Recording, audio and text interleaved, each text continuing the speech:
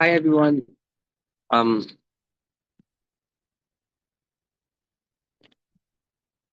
uh, pre-lecture is going to start very soon.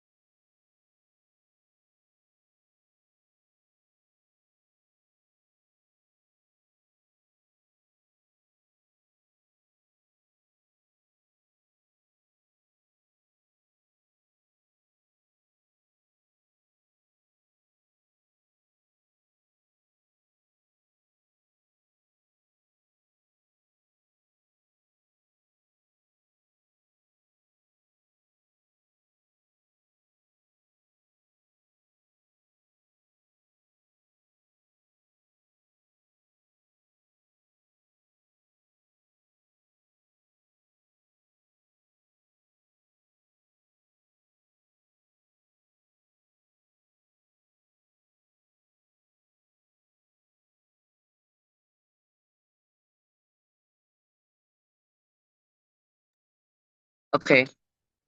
Hi everyone. Um, the pre-lecture is starting now. We're going to discuss problems from the JPOMO C sample papers, and we're also going to you know, um, give solutions. So our first problem here is problem number one. Which of these is the right angle triangle? Um, so if anyone wants to answer, they can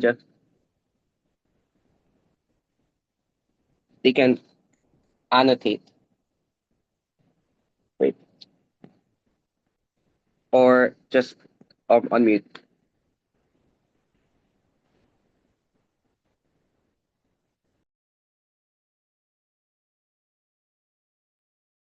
Actually, they can also chat if they. Oh, Ab Hinab. Sorry if I pronounced your name wrong. Why is it C?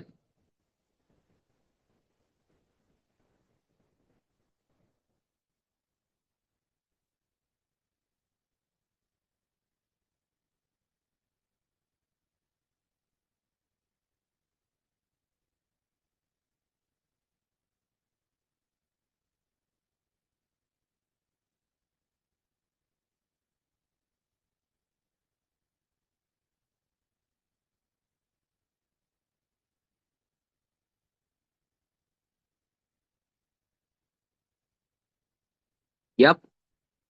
Basically, what we're doing here is that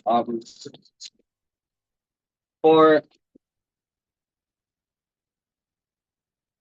we know the Pythagorean theorem, right? The Pythagorean theorem. So if wait,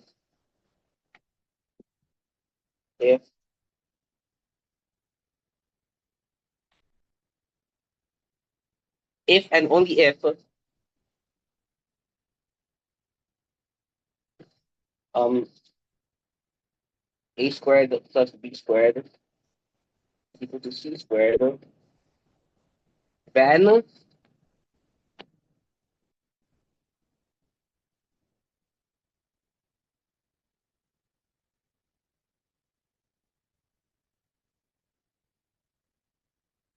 ABC is a right triangle, right?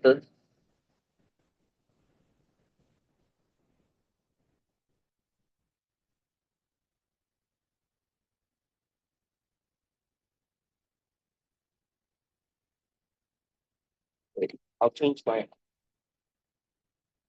But this is the case, right? But I mean,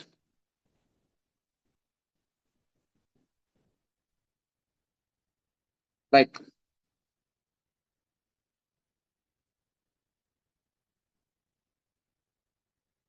we can also like realize that we can just realize from the options that if A is the case, if wait, hold on. If B is the case, then it has to first satisfy the Pythagorean theorem.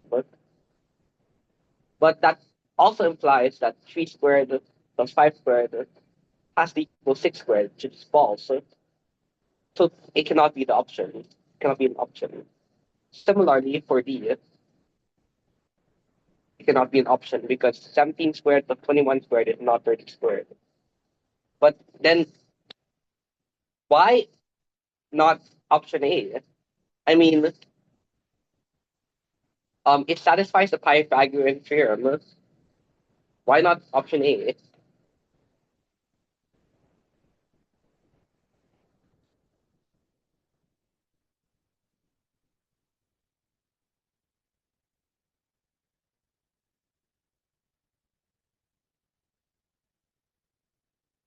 Eventually, you're right. So um, notice that one of the side lengths has to be 0 for um if A were to be a right angled triangle, which doesn't make any sense because then it would be like this. There's no right angle here.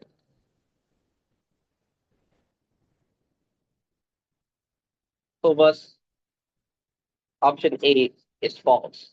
I mean option A is not a right angled triangle. So that leaves us with option C. And you can see here, I get it, that 5 squared plus 12 squared is indeed 13 squared.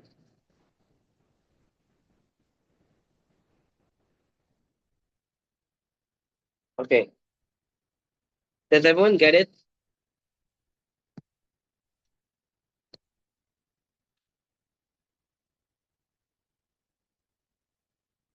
Um, okay.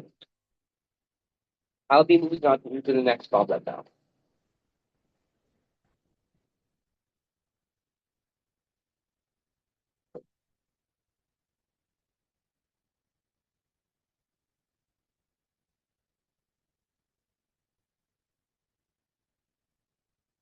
What whole number when raised to the 6 powers equals 4 to the 9? Does anybody have an answer?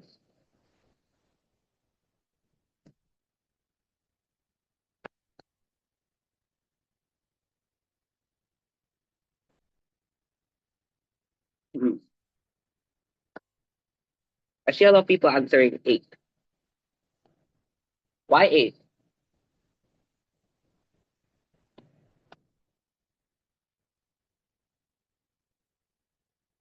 Oh, it's the law of bonus. Yeah, yes, you're right. Good choice. So realize, okay, 4 to the 9 is just 2 squared raised to the 9, right?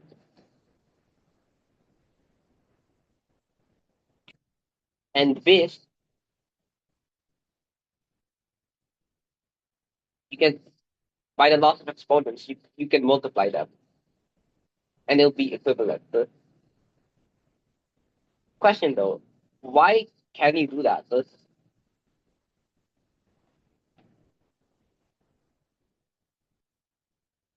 Why does, I'm going to write it down for those who cannot really hear me properly. Squared raised to the 9 equals 3.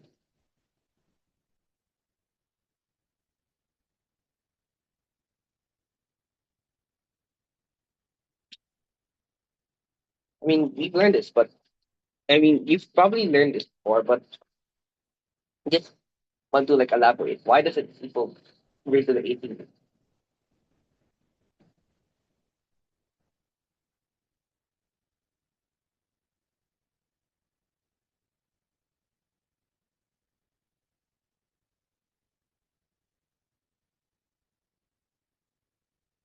Good work, Abhinav. Um, you can see here that 2 squared raised to 9 is basically equivalent to 2 squared times 2 squared all the way 9 times.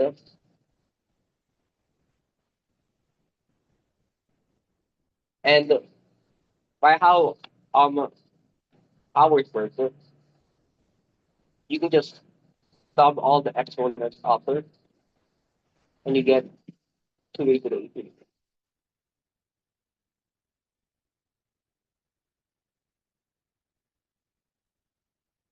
Anyways, from that, um, we need to find what whole number raised to the 6th power equals to the 18. So you can translate that to a numerical expression. X raised to the 6 is equal to 2 to the 18. And from there, um, we can just take the 6 root. I'm making so bad. The 6, we can take the 6 root at both sides. And you get X equal to 18 over 6, which is 2. Okay. Does everybody understand? Oh, wait, yeah. Even so, you're also right. Wait, no. Sorry, no. You're not right. Because, um, actually, wait, no, you're right. Even, um, but actually, wait, no, sorry. I'm tweeting. Thing is, we're asking for what whole number. So even though -8 is also technically a solution, it's not a whole number. So only 8 is my solution. I should have included plus or minus here, but either way, it's the answer to it. Okay, I'll move on to the next problem.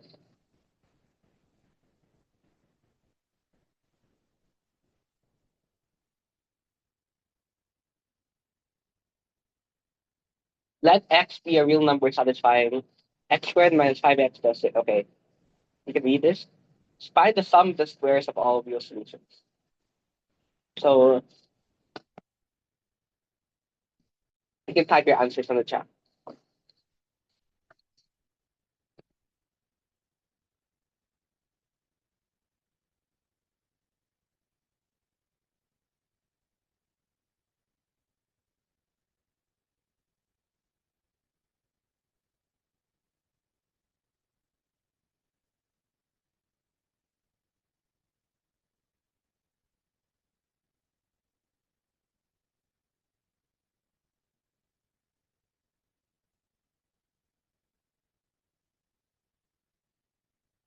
Why a?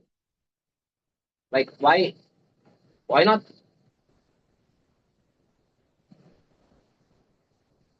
like 5 or something? Wait.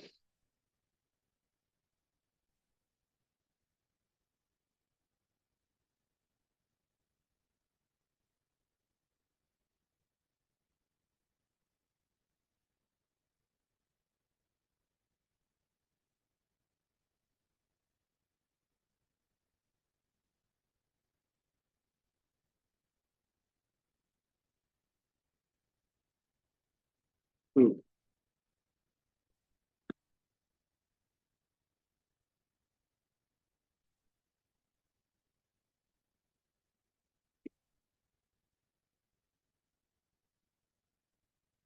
Hmm.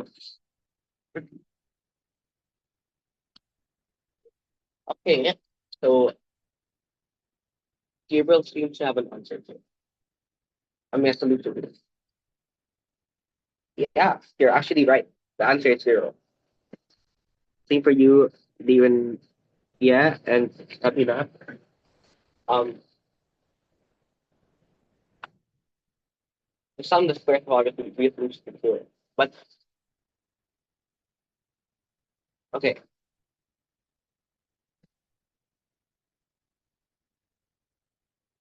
Why?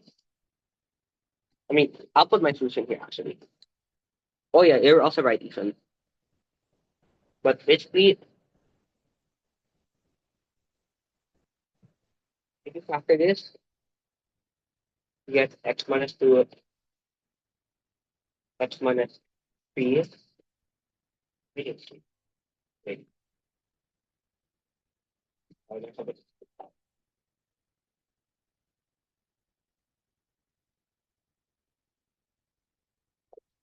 Goes to x minus 3 over x minus 2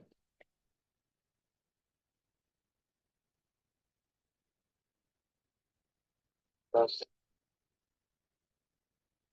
sorry, basically this is the factorization of x squared minus 5x squared plus 6. Because if you expand this using FOIL or whatever method you like, you get from this, you get this.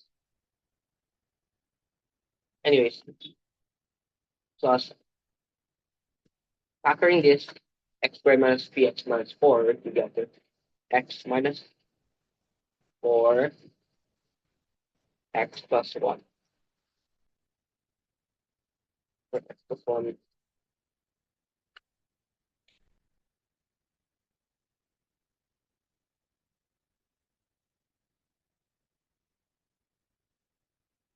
minus 1.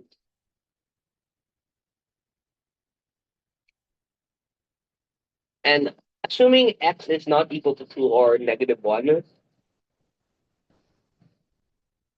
you can cancel these. But we'll get to those. But if x equals 2 or negative 1, then you get dividing by 0, which doesn't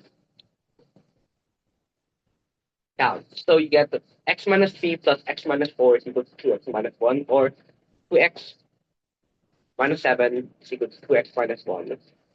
Is obviously which is a contradiction, because then you get the 1 is equal to 7, which is, yeah.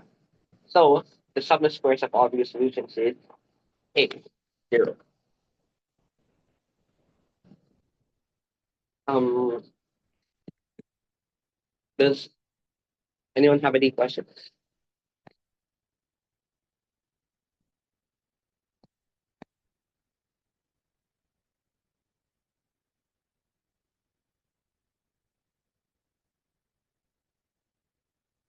Okay. I'll be moving on to the next question.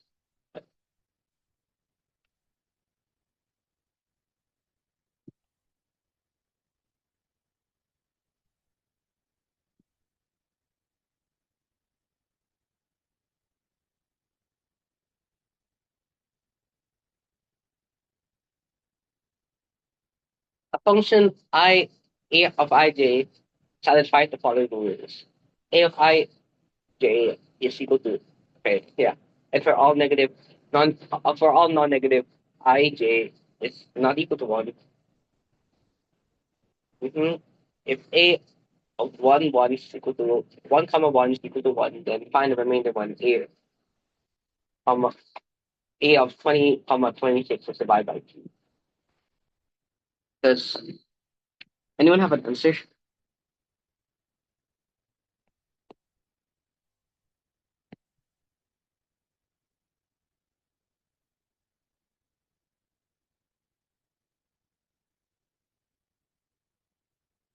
Hmm.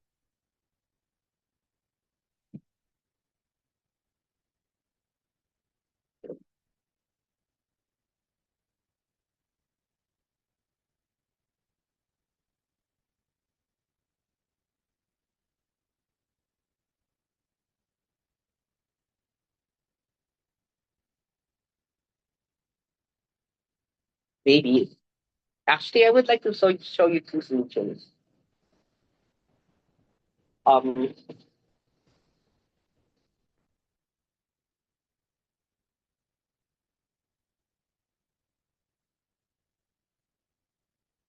but experimenting might, yeah, actually experimenting is all usually a really good way to like solve a problem.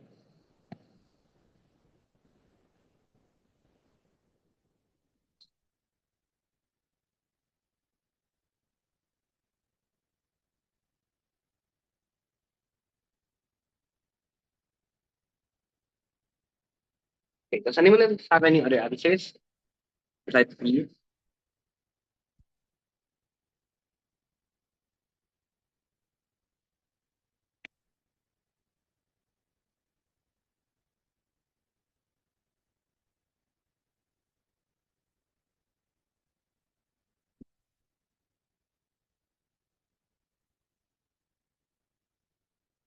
Okay.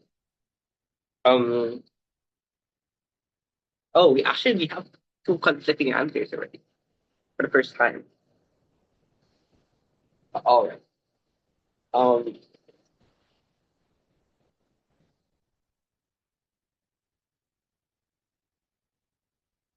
I'm. Is it okay if I give the solution now?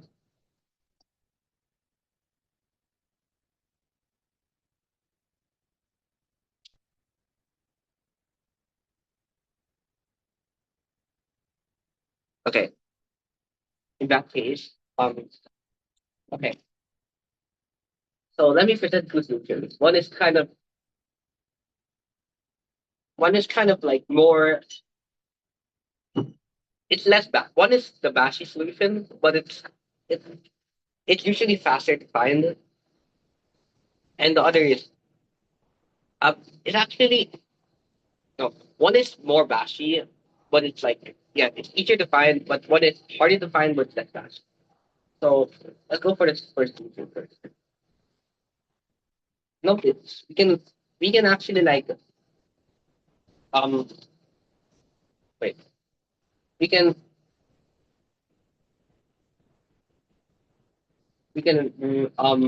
draw tables here because we can draw a table here and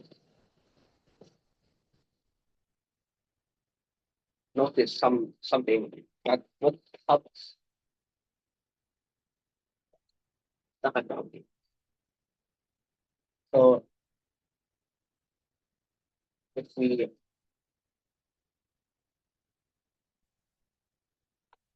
I can draw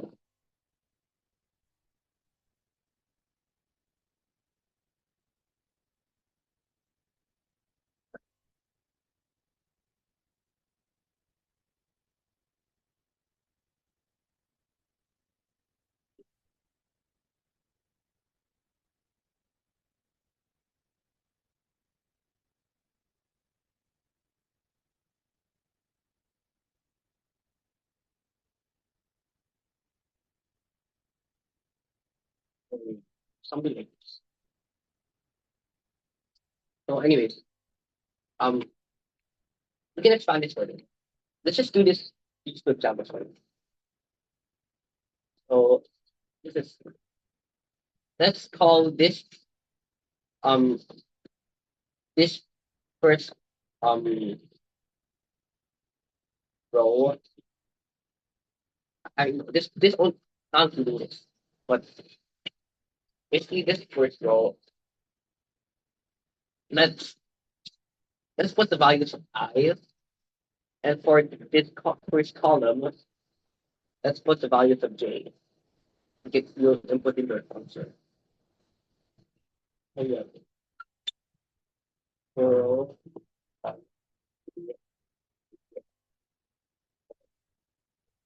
now you may be asking, how did it help?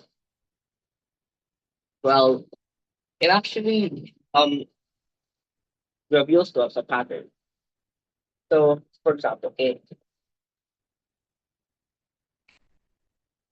we have here by definition sorry this zero zero zero zero zero zero zero. I'm putting a gap here by the way because it says for all these non-negative I j is not equal to one.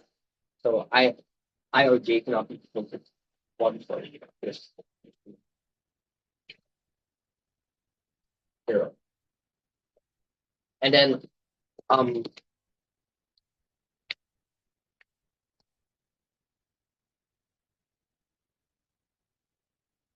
yeah. So Notice actually, for let's take a of three a of 3 comma 1 here. So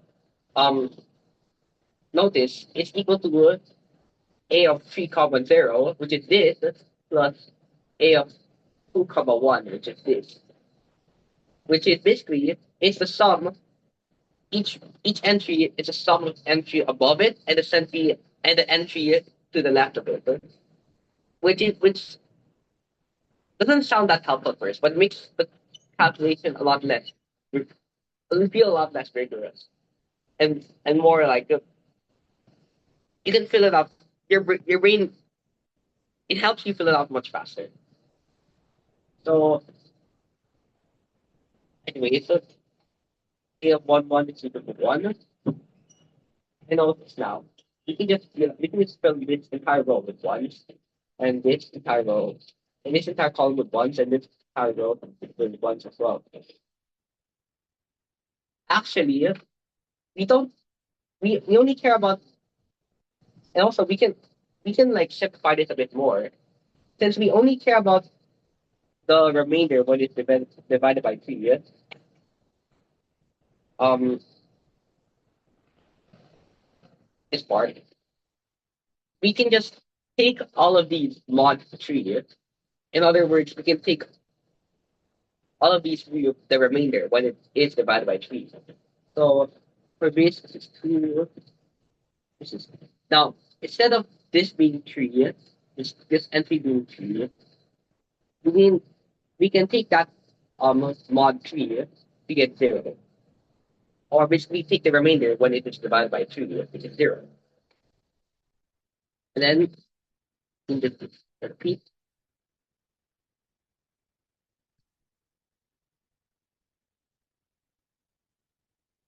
this creates a pattern 1 2 0 1 2 0, but that's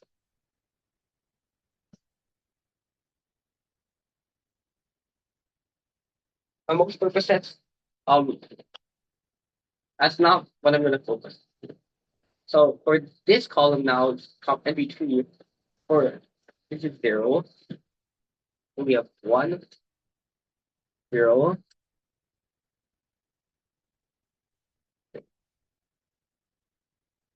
0 1. I mean, 1 0 0 1 0 0 1 0 0. That's the pattern. And actually, there's always a pattern when taken mod 3. But now, again, you may be asking, why are we doing this? Why are we doing all this?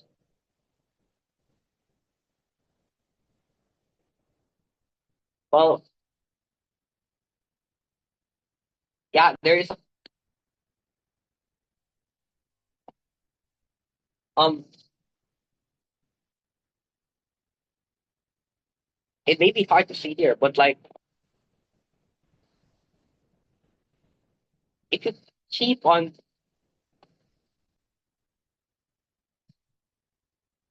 doing this, then like um you realize it's like a lot of zeros.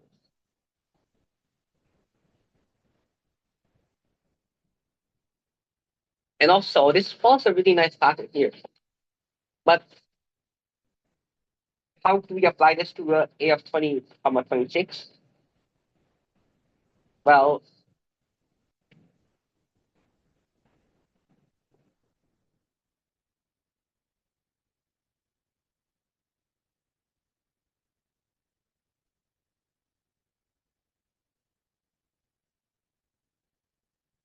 1 0 0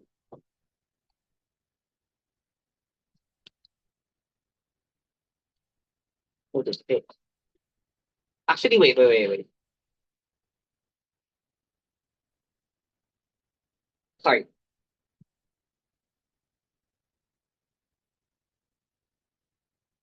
You can do that actually, and you can just manually find a of 20 comma 26 from there. It's actually not hard. But from I just realized from the I'm actually um If you don't take it modulate, then you get a different pattern. One that's harder to spot, but it's like it's still not. It makes the calculation a lot easier. So instead of you don't take mod 3, right? You get 3, 3, 4, 6, 4, etc., right? You get the Pascal triangle here. It's hard to see, but you get 1, 1, 1, 1, 2, 1, 1, 3, 3, 1, 1, 4, 6, 4, 1, etc., right? So basically just the Pascal's triangle rotated 45 degrees. It's kind of crazy to think about, but yeah. So, but how can we like use this to our advantage? That you might ask that. Well, here, okay, um, we can relate the entry number to the um to we can just like how in Pascal's triangle we can relate an entry number to a n choose k, where n and k are integers. We can also do this for here because it basically just Pascal's triangle in rotated. So let's try to do that. Okay. Did I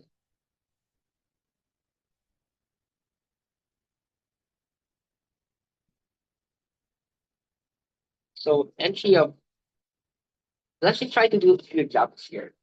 Entry of 1 comma 1 is similar to in past this Pascal triangle, right? Um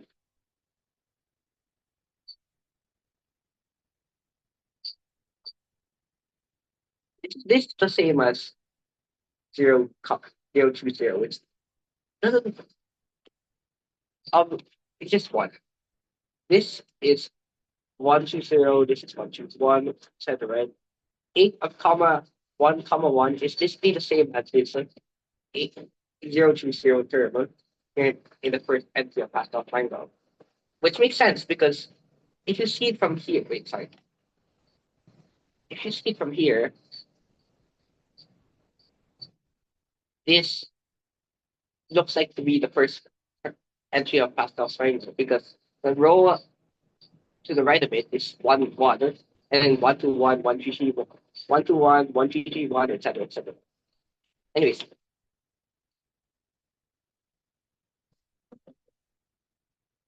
um, so have 0 to 0, S2 A of comma, A of 2 comma 3, and yeah, 2 comma 3.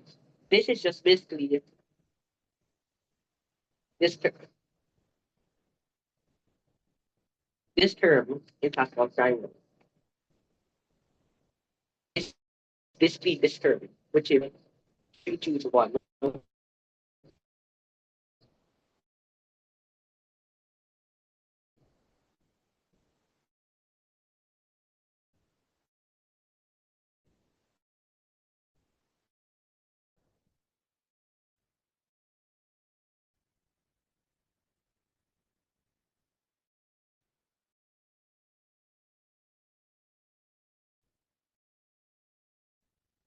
Number 3 choose 3. Yeah.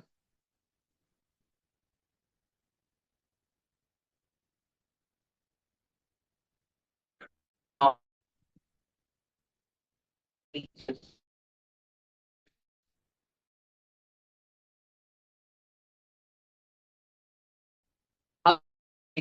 current A of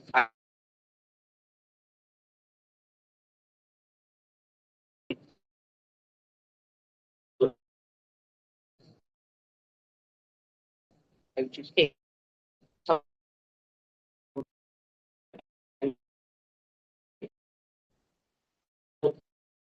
okay,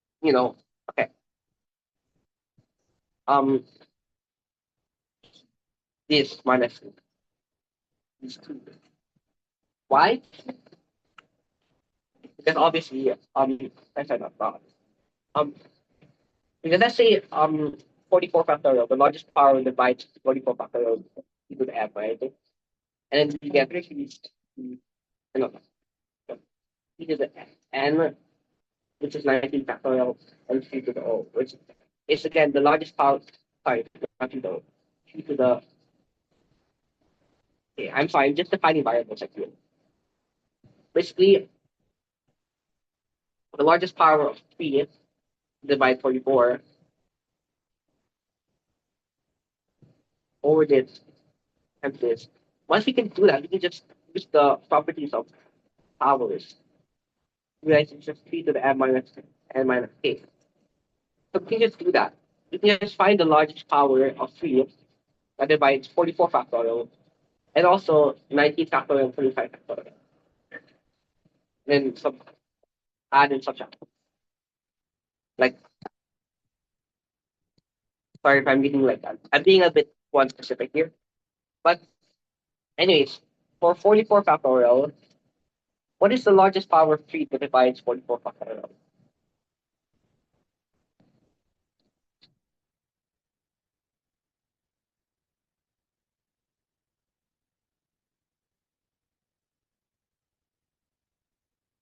By the way, yeah, we're going here a little blind because I'm actually, I'm assuming that,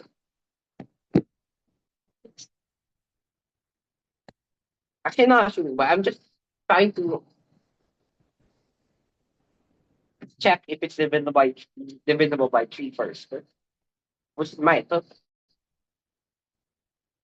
if it is, then we can just, you know, um, select zero. We know it's zero is our answer. And it seems to be, because 44 choose 19 is like a really large number, and it's like divisible by a lot of things. Most likely 3. But it's mostly just intuition based. Anyways, does anybody know what the largest power of 3 that divides 44 factorial is?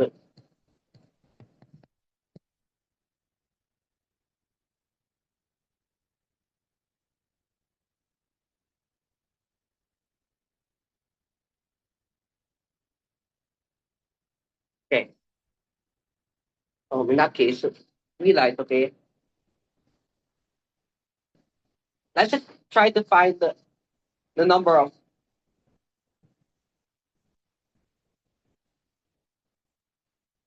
mul- multiples of 3 in 44 factorial, 44 factorial, sorry, 44 factorial, because that then, because those are the only things that actually contribute to the count.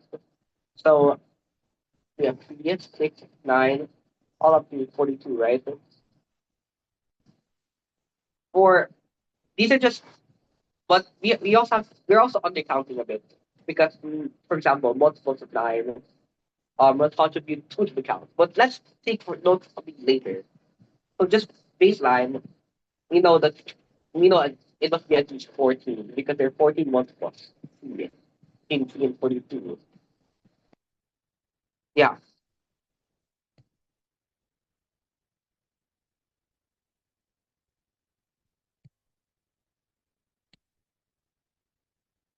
And then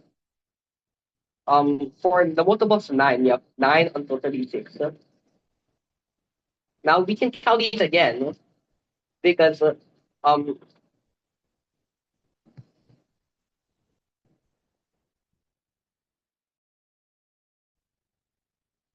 then they contribute to the count, to the count each. And there's also 27 of them, which contributes 3 powers to the count. But we'll we'll we'll we'll count for that later. So we have 14 plus 4 here.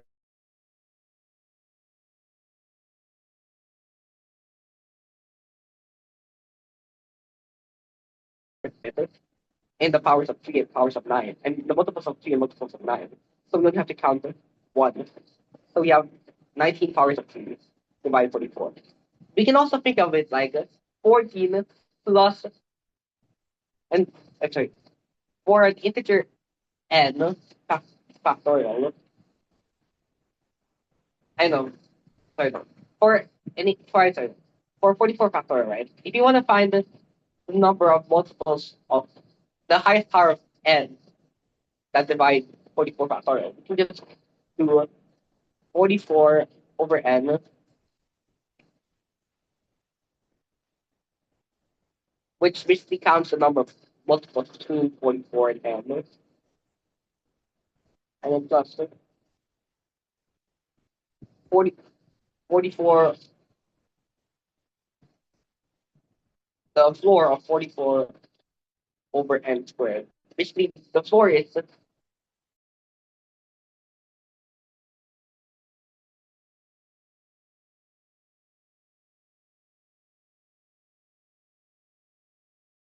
from 1 to 44, and from 44, and over plus the floor of 44 over n cubed, etc. But we only need to consider these three terms, or if you want to compute the number of multiples of 3 here. But basically, this applies to anything else. So for 19 factorial, we have the floor of 40 of 9 units over 3 plus the floor of 19 over 9. We only need to compute these two terms, which leads us to 6 plus 2, yeah, which is equal to 8. For 19, the largest power of 3 that divides 19 factorial is 8. So it's, and likewise for 25, we get 8 plus 2, which is 10. So we have 19. Did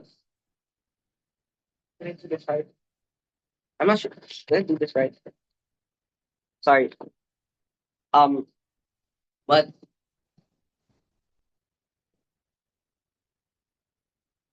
sorry, Paul. Uh, you can ask the other staff to explain this better. I'm just trying to like give an introduction to something like this to help you prepare. Anyways,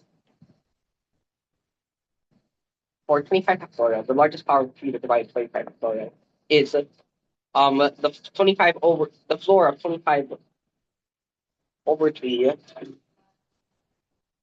plus the floor of 25 over 9, etc. Right? Which is 8 plus, which basically just 8 plus 2, which is equal to 10. So given all these, we have 14 plus 4 plus 1 is 19.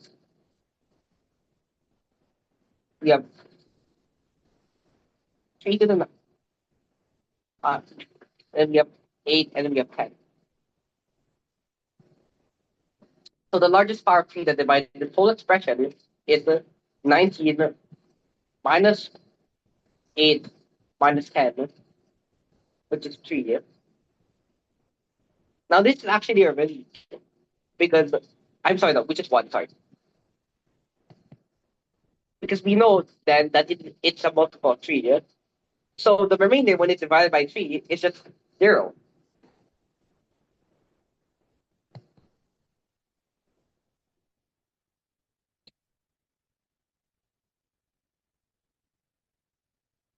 Sorry, does anyone get it? Does everyone get it?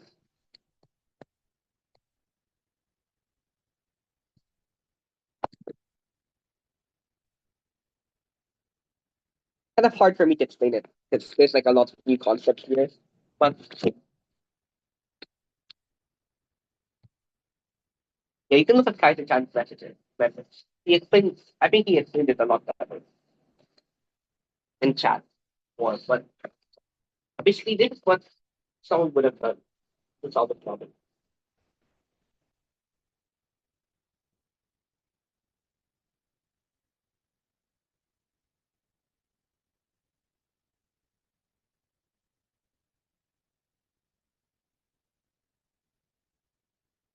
Yeah, I'll get I'll get ready for some of those.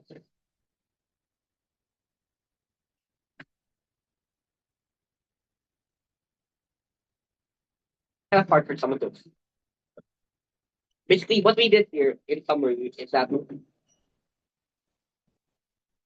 we realized that from writing down all the terms and calculating A of I comma j for all of them, that it follows a Pascal triangle right here with 1, 1, 1, 1, 2, 1, 1, 3, 3, 1, 1, 4, 6, 4, 1, etc., right?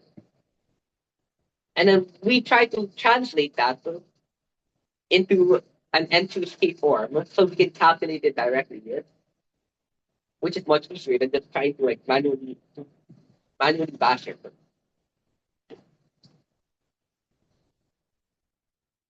And after realizing that each A of I comma j can be expressed in the form I plus j minus 2 over I minus 1 because of how, by noticing patterns number 1, number 2, by actually checking it, we have we know that A of 20 comma 26 is 44 true centimeters, which we only have, and by checking if it's a multiple of 3, so we don't need to do any further calculation, we find that um 44 choose 19 is divisible by 3. So our answer is 0. By the way, the answer is not 3 because um it cannot have a remainder of 3. Just because we get 3, this itself can be um you can take the remainder of 3 when divided by 3 and you get 0. So basically that 3 as an answer just doesn't make sense in general.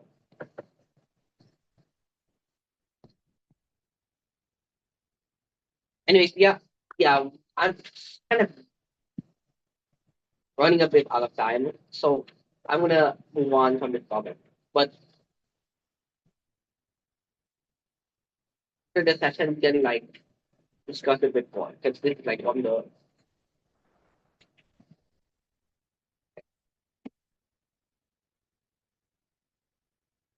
anyways. Option number 5. A polygon is not convex. Its interior angle are 62 degrees, 47 degrees, 110, etc. Find the last interior angle x degrees, where x is a positive integer that's at 260. Does anybody have an answer?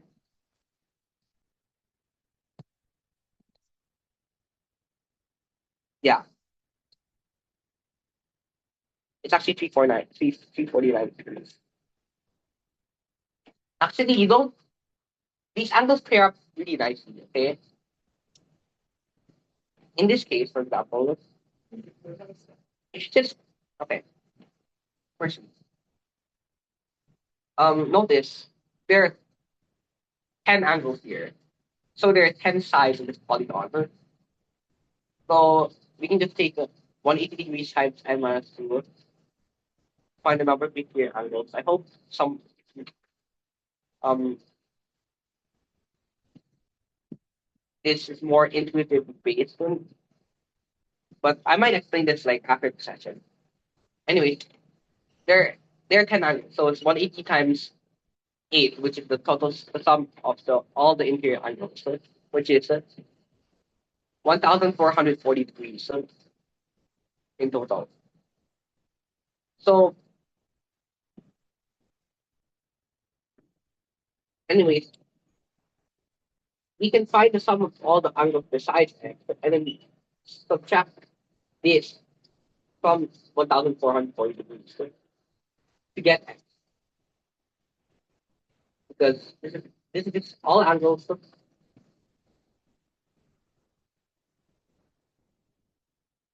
minus angles besides x besides x minus angles besides x. I'm going to just type this. I can repeat that.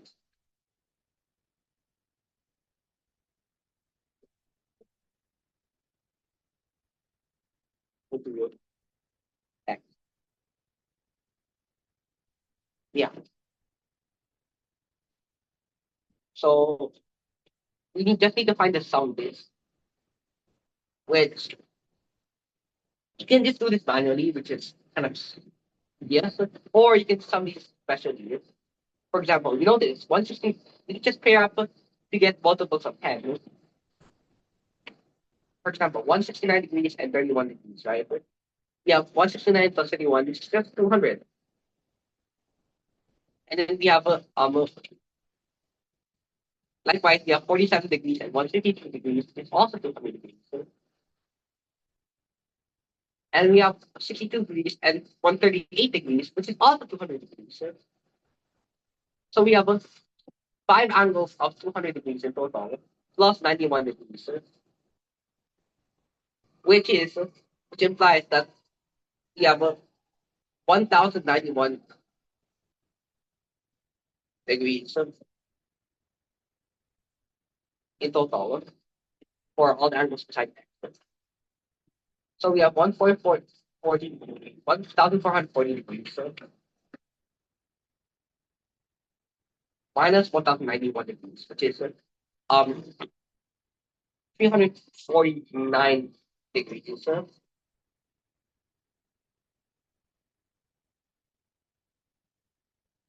which is again our answer. Yeah. Again, you can bash this sum, but typically you can just if you think about it a little more, then there's typically a much faster way to approach it. So oftentimes you might have to bash, but also there's some times where if you just think of it a little more, you can do it like a lot faster. But either way, yeah, this is your answer. T49 degrees.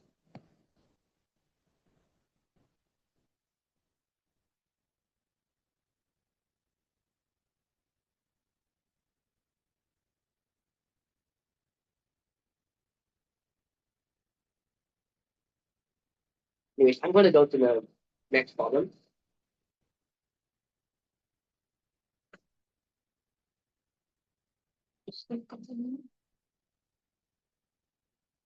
So a box contains five red balls, four blue balls, and three green balls. Sorry.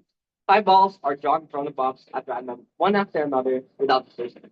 What is the probability that the drawn set contains at least one ball of each color? If the probability is m over n in lowest terms, find m plus n. Sorry, does anybody have an answer?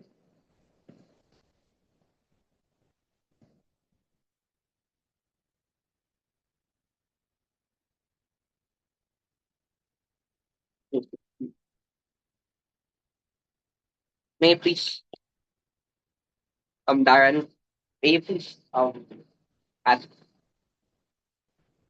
uh, may you please elaborate on how you got the answer?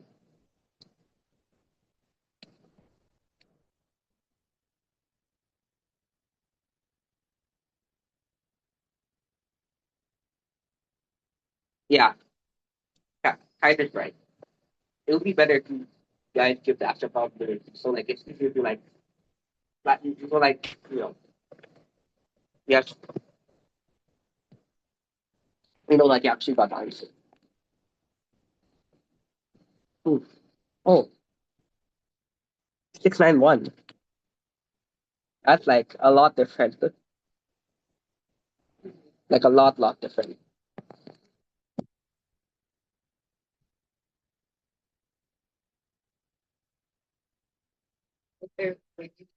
But actually, yeah, you're right. Sophia, to you, it actually 691. Surprisingly. But how do you get it? From how do you get from for exactly?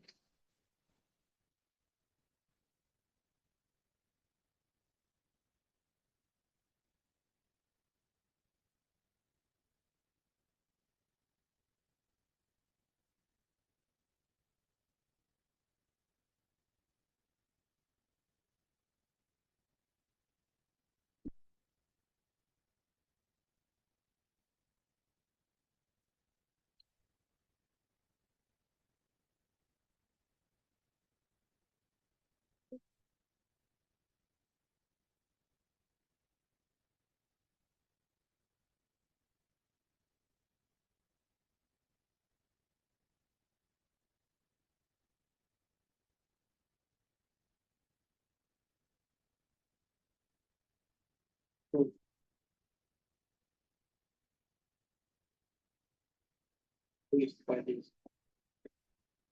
5 times 4 times 3.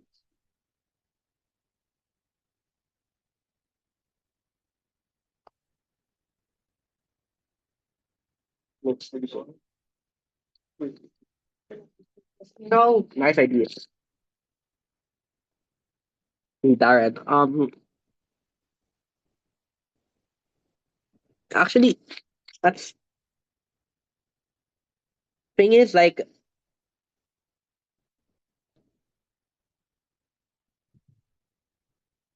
I think you forgot to account like the fact that the balls doesn't need to like be in that order specifically. You can get the blue, red, green, red, blue, green, etc., etc.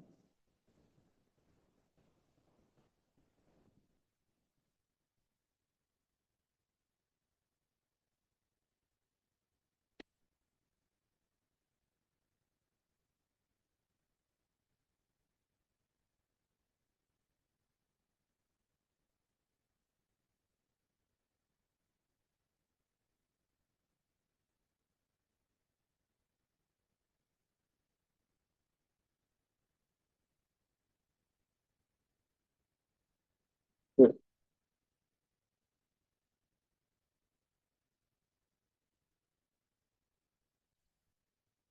691. Yeah, 691. You can listen. Right.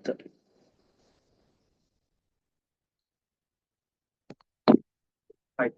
Right.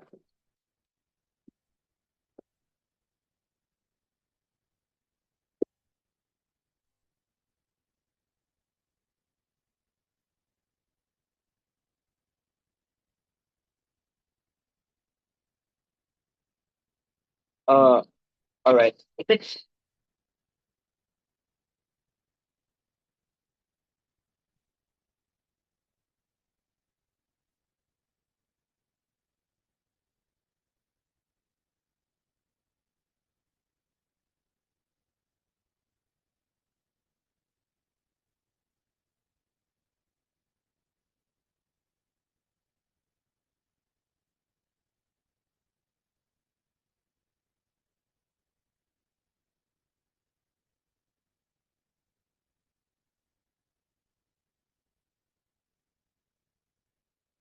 so,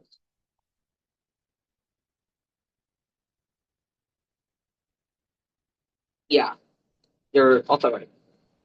So there are actually two ways to solve this, but I'm gonna be um doing favor the one where you have to find all the favorable combos.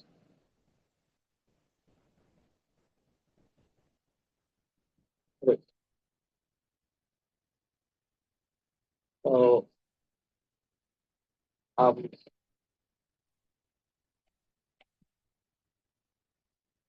I'll proceed this as a solution now. So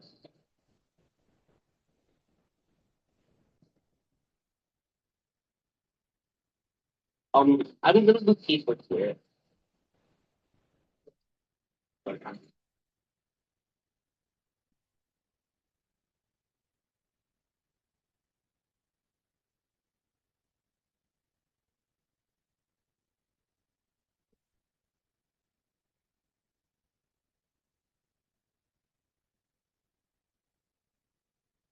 Um yeah, we're gonna do casework on the number of balls. Yeah, the number of the types of balls drawn. Because we only there must there because you have to draw at least one red ball, one blue ball, one green ball. So there's two balls left that can either be red that can either be red, blue, or green each. So I'm just gonna do a bunch of proof on that, which is typically it may not be the fastest way, but either way, most ways are kind of a bit slow. So it's better to try to find a more simple route from that. So, okay, okay. So let's try to find the case for of three red. I'm a three red, one blue, one green. Okay. So to get this, okay.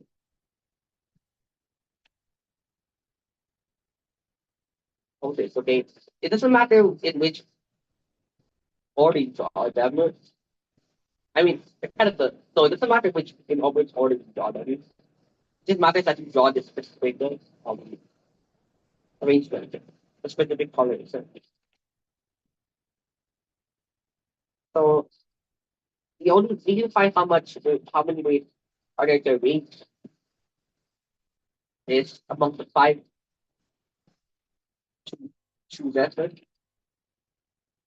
and then multiply that by the probability of getting this arrangement as well from like a specific order. It's hard to exact, but yeah. So the number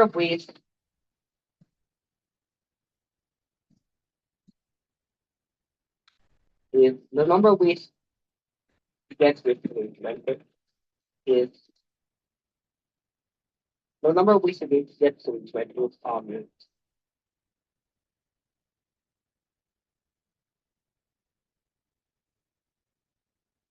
actually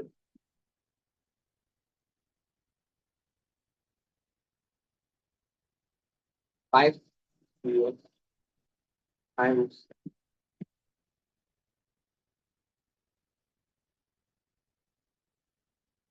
that's yeah,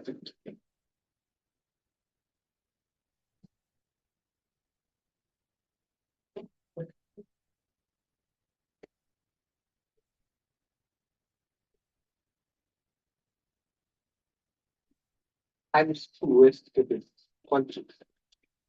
Okay. And then the probability of getting this is just okay.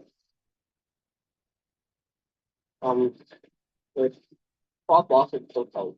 So you have to get the three red, you must have 5 over 12 times 4 over 12 and 2 over 12. When you get the blues, you must get the I said no sorry, I forgot. It's not a business. So you were that times it. And to get the blue, you must have the 4 over 9 and then times to get a green you must 3 over 8. Actually, it doesn't matter. The reason why it doesn't matter which of the operations you get the limit is because you will always have a denominator of 12 times, 11 times, 10 times, 9 times, 8, right? So, and you will always have a numerator of 5 times, 4 times, 3 times, 4 times, 3, right? Because, yeah, you'll always have some of these numerators. In numerators in some order. So, this is your first case, which is 20 times, which is 20 times this large expression right here.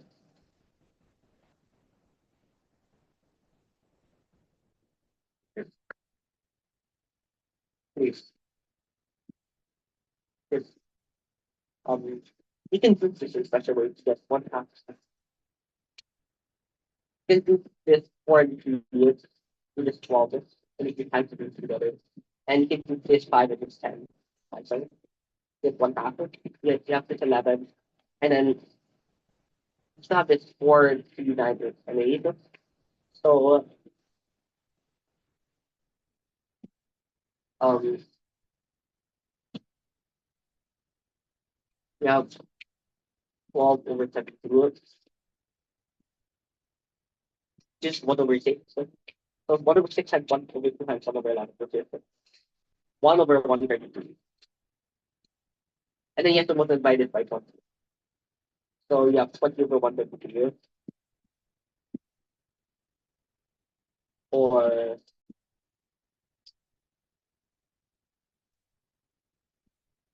5.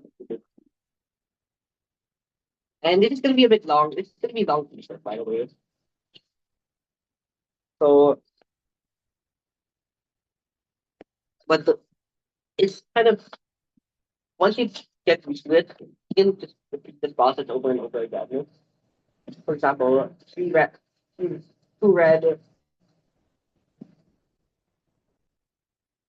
blue, one green. You do the 5 2 and obviously 2 5 2 which is 2. And then you multiply it by some arrangement, some substance. And you can just repeat this process over and over again until you get all of these, which is not much, by the way. There's only 5 balls, and you already have 3 of those guaranteed. But by the way, there are 6 cases in total. So again, it's not that bad. But if you sum all these together, you get the answer, which is 590. I'm sorry, you get 295 over 396.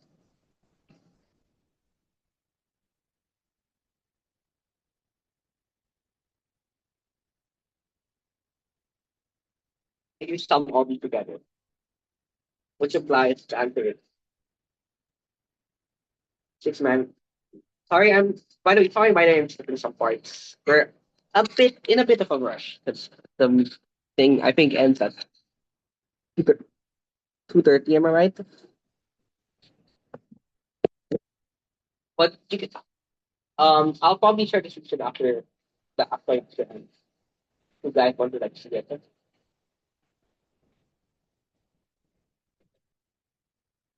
Anyways,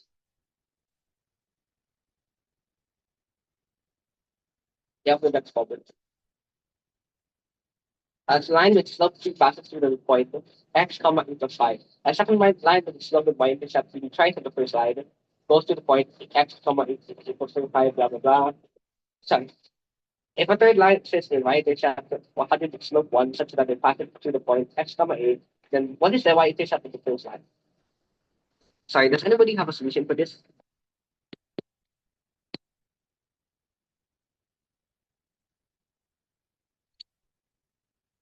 By the way, yeah,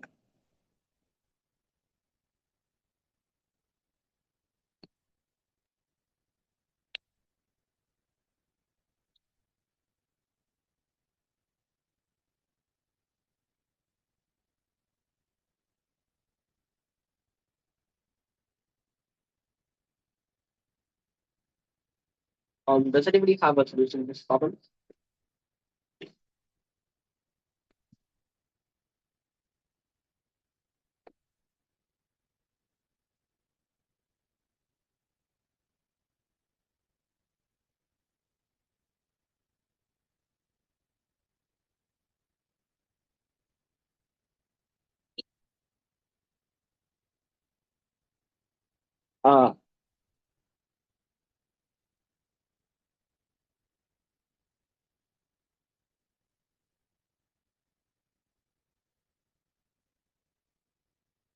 I think 95 is correct answer. I'm not sure. Oh, but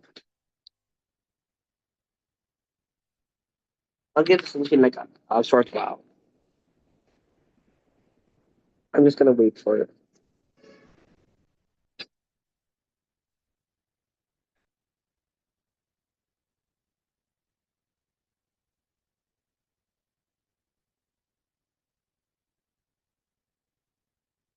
Yeah, yeah, 295 is correct.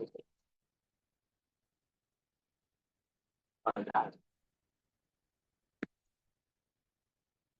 Sorry. So how do you get this? Well, okay. We'd like to translate all of these statements into equations, right? So, for example, a line with slope 3 passes through the point x comma 8 plus 5. So it implies that the point x comma 8 plus 5 is in the line with slope 3. In other words, it satisfies for equation that let's do slope with except one, okay? Y is equal to 2x plus b, right? Where these are the y intercept and y is like y. Um if you plug in these, then you get 8 plus 5 equal to 3x plus b. This doesn't look that helpful, but you have three other equations to down here. So the second line would slope and y intercept being twice the first line, which is basically saying 9x plus here, 9x plus 2, sorry, passes to the point x comma a plus 25,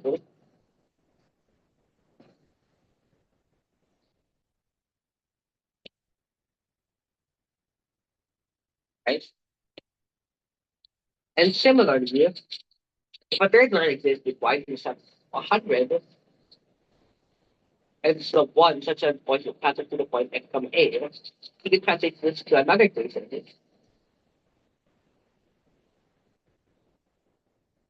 which is y. Let's call the third line y intercept by the way here, because we don't know what it is yet.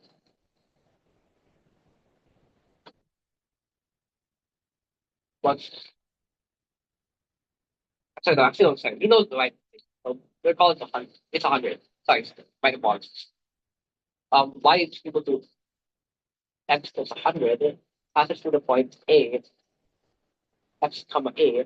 We know that A, we can place y with A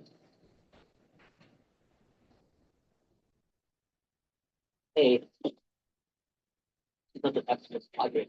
So we have these three equations. So A plus 5 is equal to 3x plus b. A plus 25 is equal to 9x plus 2b. And A is equal to x plus 100. So now what do we do with this?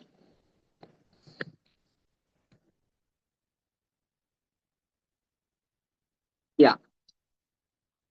Um, we can do a systems of basic stuff. And actually, we're already given a hint here. With its slope and y intercept in tries on the first line, meaning that um this is just three times of this. If this is just two times of this, so, which imp, which tells us that oh we can do some elimination stuff here. Notice if you multiply this entire equation by 3, get the 3a plus 15 is equal to 9x plus 3b. And notice 9x plus 3b is just a plus 25. So we just get a linear equation here. So 3a plus 15 is equal to a plus 25, which you can solve quickly to get a is equal to 5. So this implies you can plug into the third equation to get 5 is equal to x plus 100, or x is equal to negative 95. Am I right? Yeah.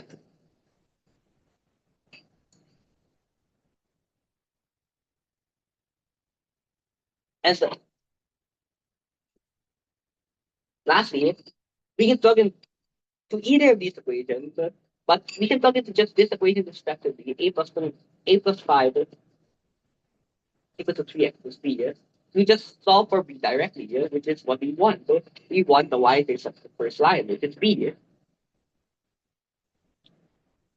So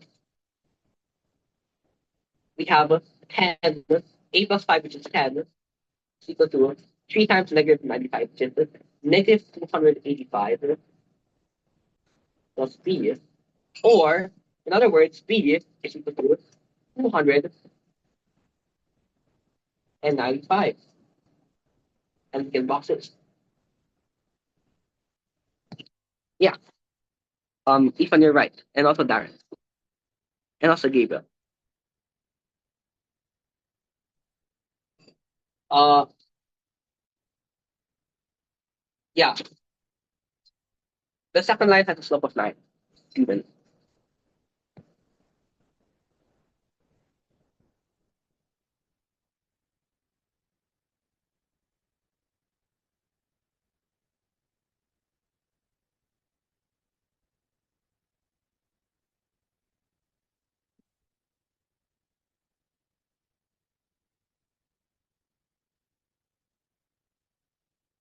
Okay.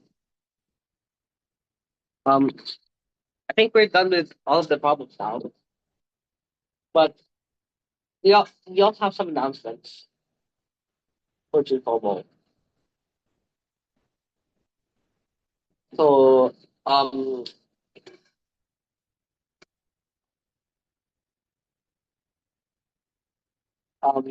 fourth, 14th lecture will be posted shortly on the YouTube channel, which is Penchick Omo, which you can see it.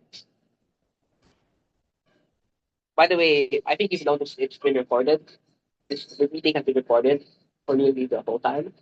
For those joining GFOMO, be sure to read the context primer, which can be found at this. Because it's kind of important to read the primer because you notice that some people are a bit confused, which is fine, but we just want to point it out.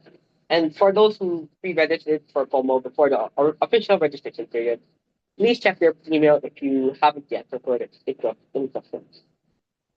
Title is JPOMO, important next step in information for registration. And course registration for JPOMO can be found on our website, which you can https dot. Okay, I'm not gonna read that. But yeah,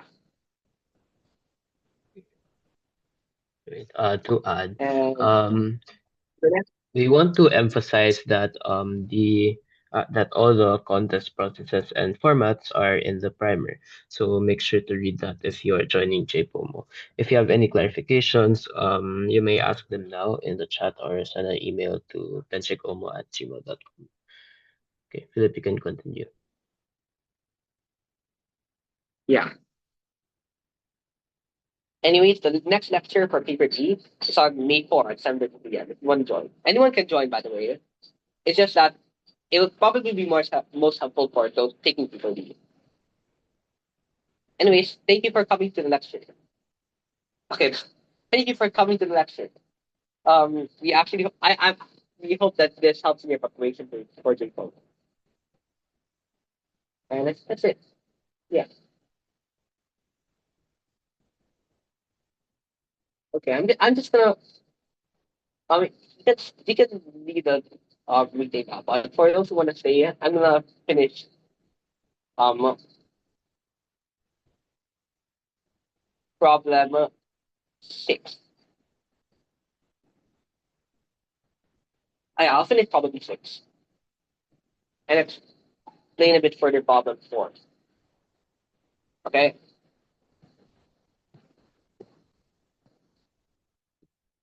So, anyways,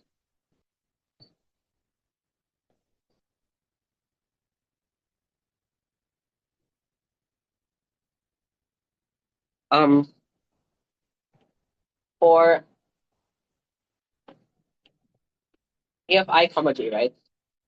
We mentioned earlier that the formula I plus J minus 2 of I choose I plus 1, right? Um, I haven't really got explained why this is the case, but basically, um, we can the induction part I showed. I wanted to say was if you plug in, let's try to plug in this equation so it just satisfies the whole thing. So if I from a J, right, which is this, it's equal to if you plug in I minus 1, you get I plus j minus g, choose I plus, and then if you just plug in j, you get I plus j minus g, choose I plus 1. And this actually is basically just it's a pretty familiar combinatorics identity, which states that n choose k plus 1 is equal to n plus 1 choose n k plus 1 is equal to n choose k plus n choose k plus 1, if I remember correctly. So this is just basically this in a different light.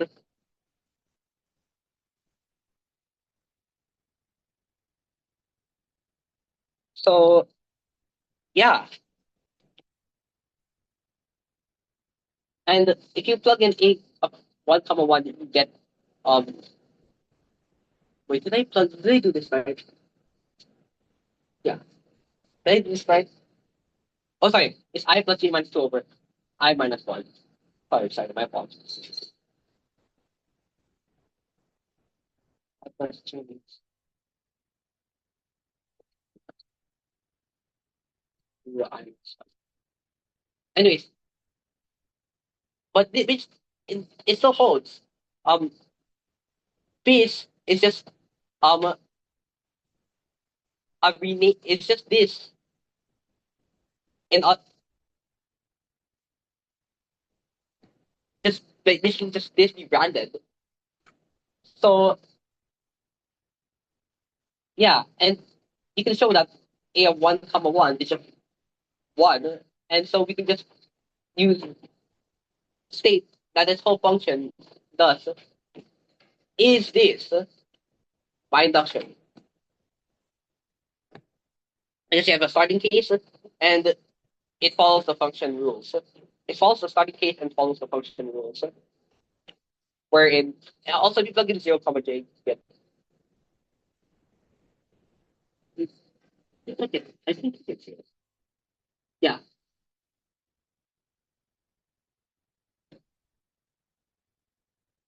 Oh yeah. Um, we, it's a bit abstract of a topic, but um, you get j minus two choose negative one, which doesn't make sense at first glance, but realize it's just um negative negative um n choose negative k actually kind of it's a thing. It's actually a real thing. That's how a lot of that's how a more advanced topic generating functions works. So yeah, you can't escape combi. Yeah, combi is like crazy. Yeah? But anyways, the formula for this is like one percent A. It's just am I right? I'm not sure. Wait, no, wait. I'm what? Yeah, but game. This is just this is game much two factorial over negative one factorial. J minus two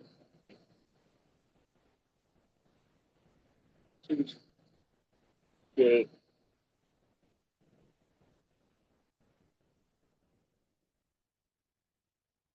I'm thinking of it. Minus one factorial. Which is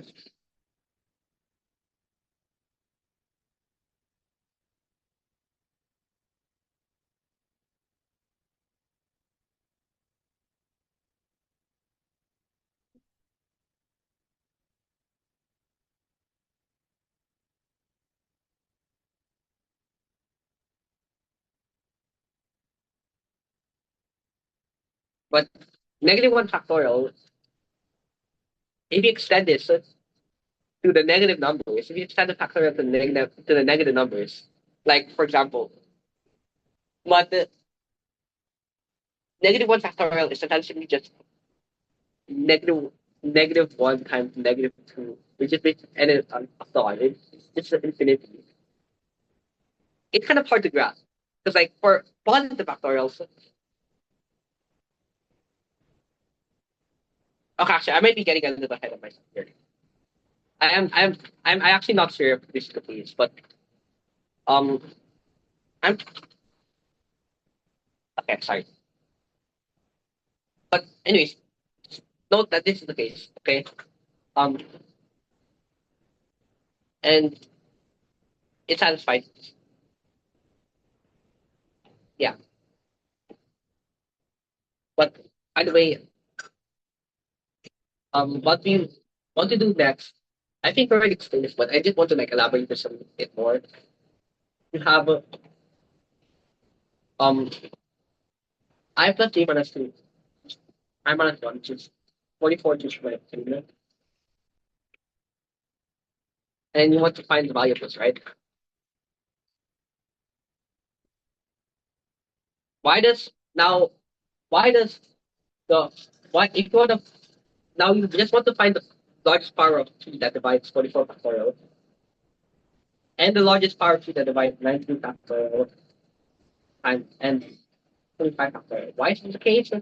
Because let's say 44 factorial. Okay, let's call this.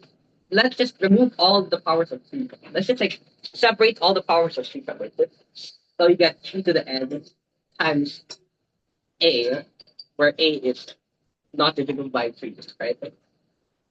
And similarly, we have 3 to the m times b, or 19 factorial, and 3 to the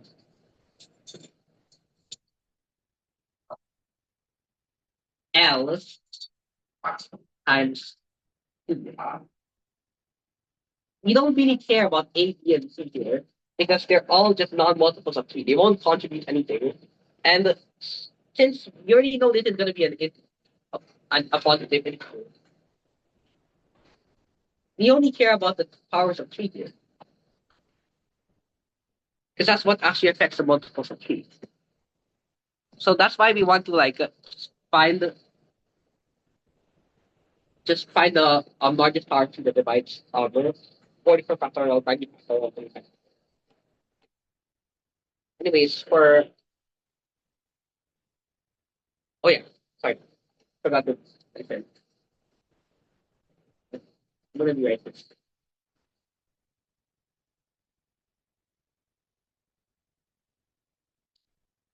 So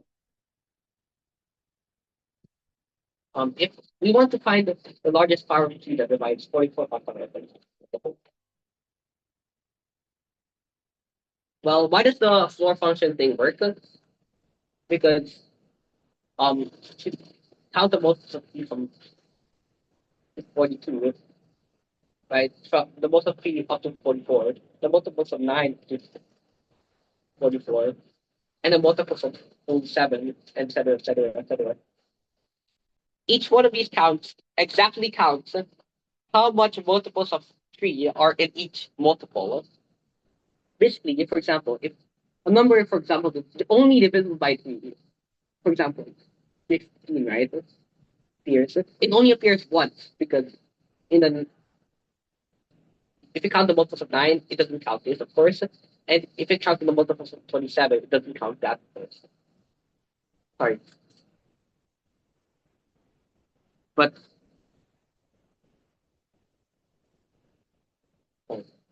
but anyways, um yeah. But for if you were to select something like um a multiple of 9 or something like that, you get it gets counted twice, similar to how many powers of 3 that it contributes. So it counts, of course, in the multiples of 3 and also gets counted in the multiples of 9. So basically, we only need to count the multiples of 3, the amount of multiples of 3, plus the amount of multiples of 9, plus the number of multiples of 27, plus etc. etc. And if you write this down, you can actually use floor functions where 44 over and 3, right? This counts the number of multiples of 3, yeah? And then this 44 over 9 counts the number of multiples of 9.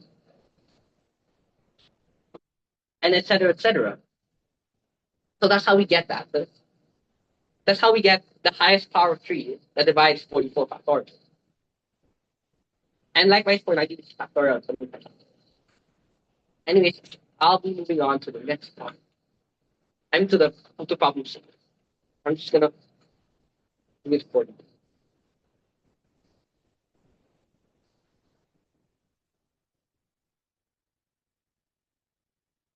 So I'm not gonna talk much. I'm just gonna just follow along.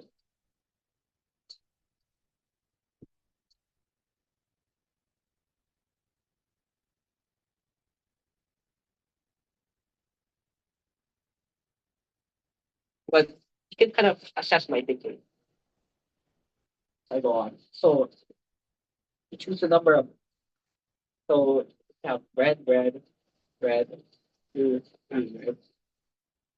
Um we don't really we we can just count the number the probability that this specific order appears, for example. And then we can just multiply this by the number of ways to arrange this, to arrange the picks of in this part of this particular arrangement, which in turn just counts the probability that you get this case in general, because it counts for every arrangement and the probability that you get that. So basically,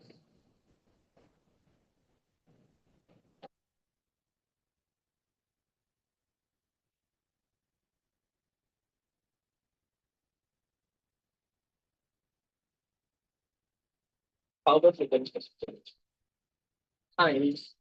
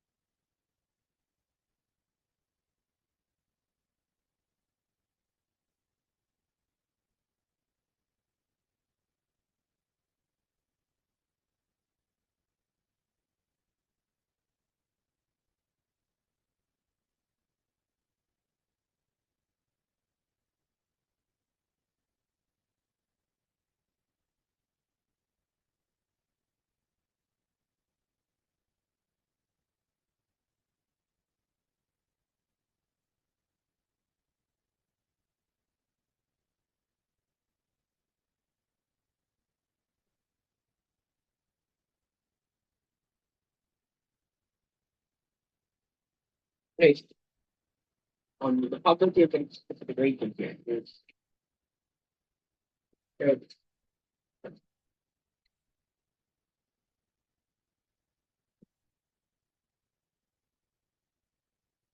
I think anything's so good here. They're not there.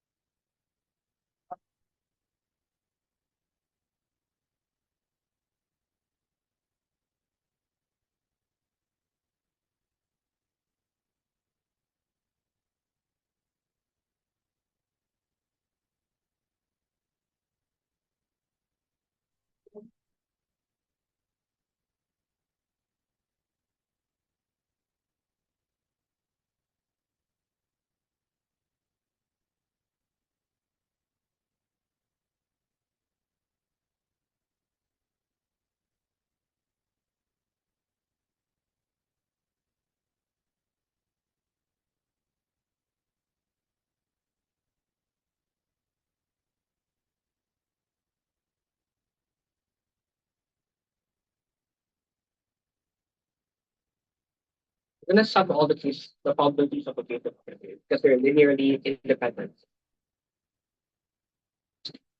I think that's the right goal.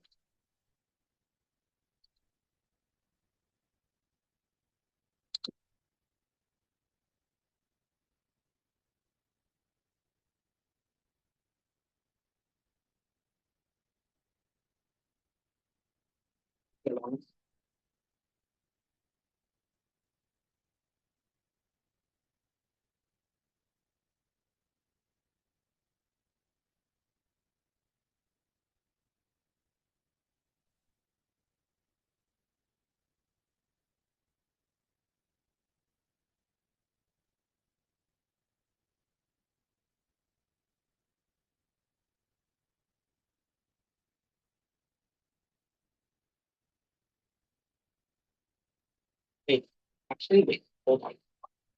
Okay. Yeah. No, I'm sorry. I just looked at it. I'm not the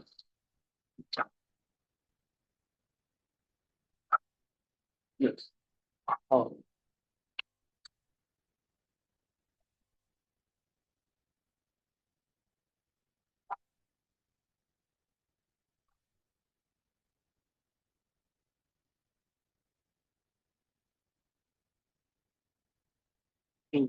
there's some pattern.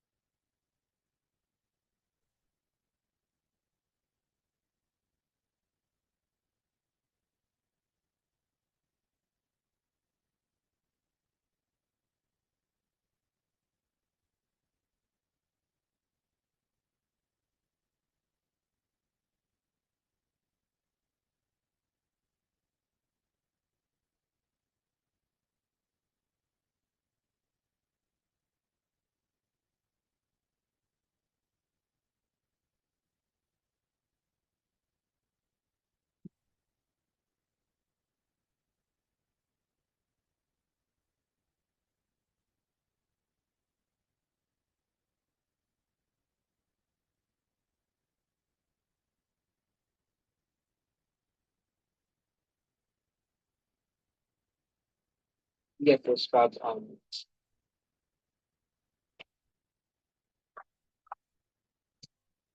just really just write kind of nice, just write it down.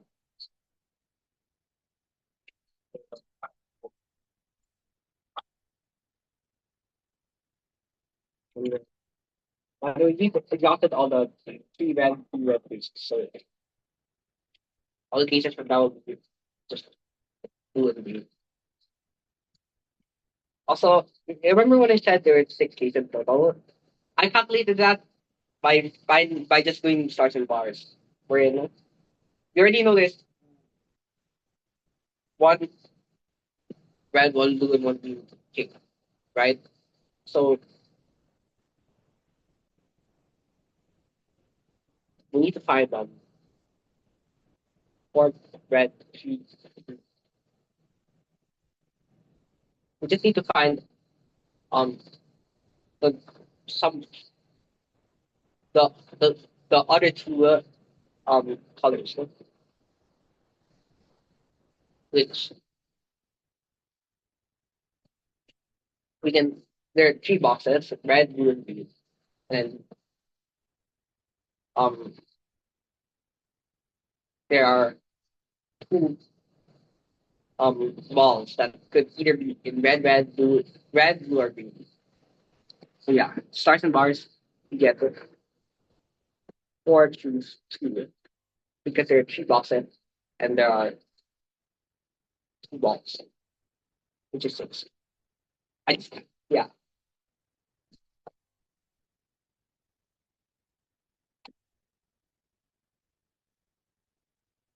And I'm actually like learn how to calculate these types of things in your head because like in harder problems, you're gonna get a lot of these types of questions where you have to do this in your head.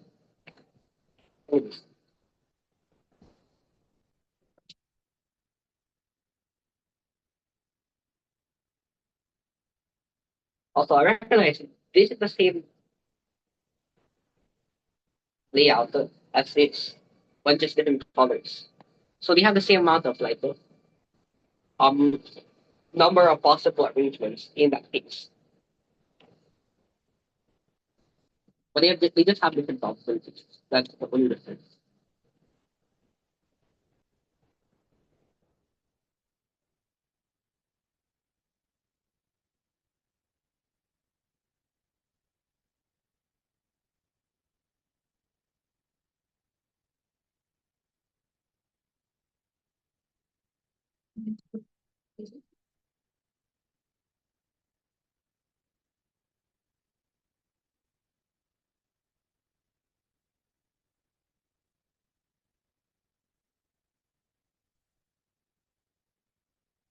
Yeah, number of possibilities. Here, maybe nothing.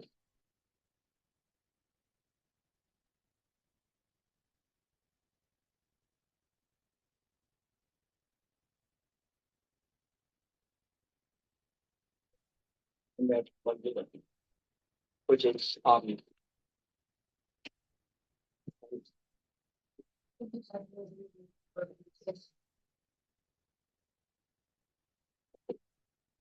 was 12 and 11 times. 5 and 12 times. Um, we can further it. Okay. But it's just 5. Anyways, we sum all these cases up. So I'm just gonna calculate it's gonna be it's good.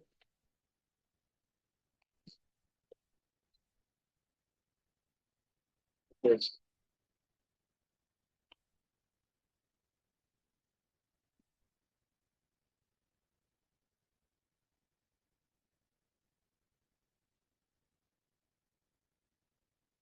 1. That is really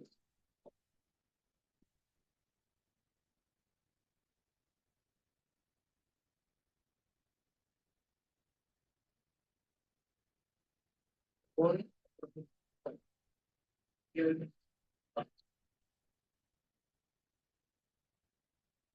They do this, right? They do this, right?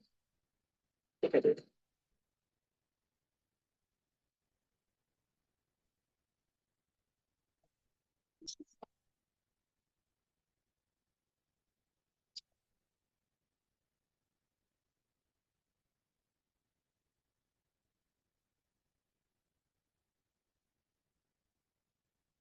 we do this.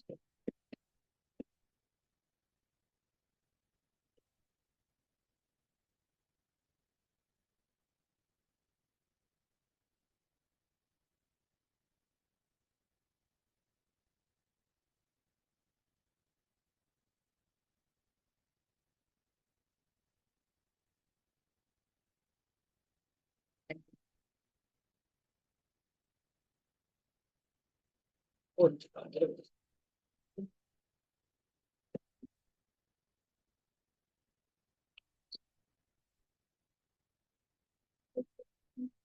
Oh wait, also, by the way, if you get similar cases, you can just multiply this probability by, for the other case, you can just multiply this by 2/3 because it basically just the other case. So it has nearly all the same stuff as the other case, but this tree changed to a tree. It changed to it. So just multiply it, get 5/3. Ah, that's nice. This nice.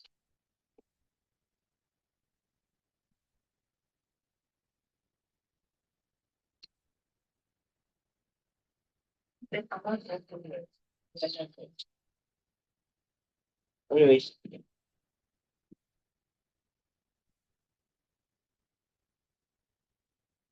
um, same thing as this. Or sorry. And then you multiply this by 2/3. So because you have to calculate 30, this only having 20 pieces instead. So it's 5 or 6. Or doing this type kind of stuff actually makes calculations a lot quicker. You know, it's like the subtle things. So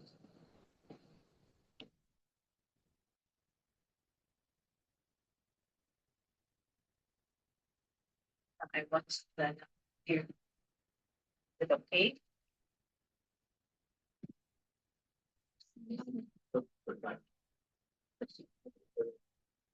192. I'm sorry, 192. Sorry. 190. So you sum all the you get the this is just this is just 30 over 198. So 30, the numerator is 198. So you get 30 plus what's this? 3 times 6 times 45 plus 45 plus 30 again plus, plus 15 plus okay, plus um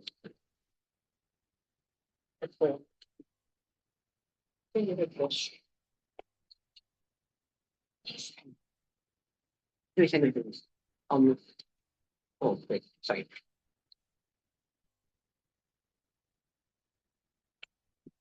6. You multiply this, the numerator is actually 396. That's right, 44. Man, okay.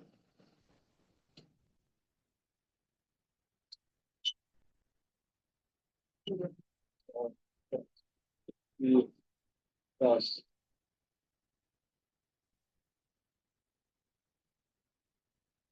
sorry about it, it's like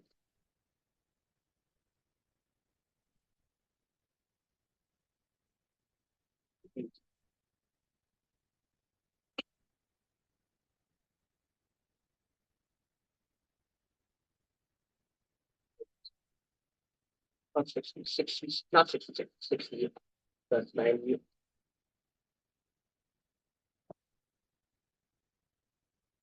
plus 66. I mean, so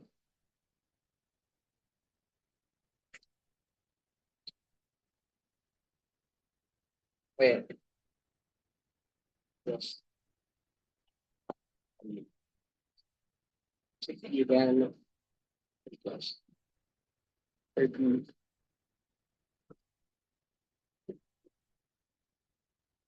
plus 45 plus 10. So from this 120 to 10 for 40, 120 to 10, 260, 295 over 396. That's sum of 6 negatives. Yep. And that's how you get it. Awesome. Wait, yeah. 45.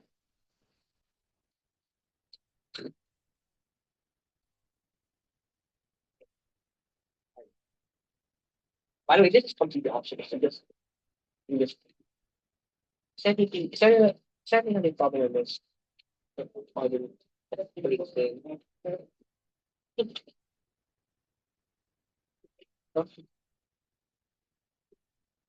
Anyways,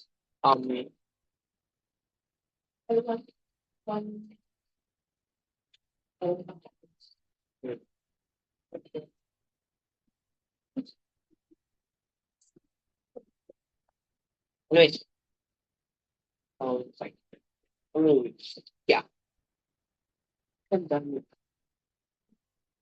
Okay.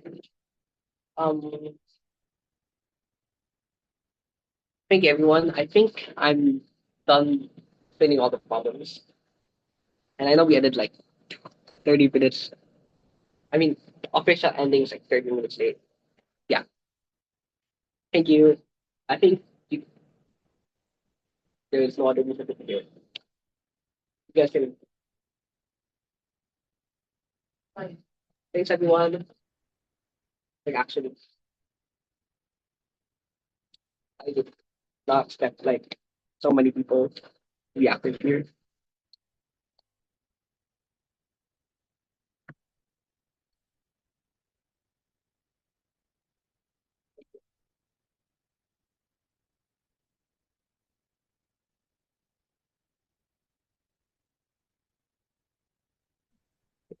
POMO staff, please stay in the meeting. Just a few stuff to discuss.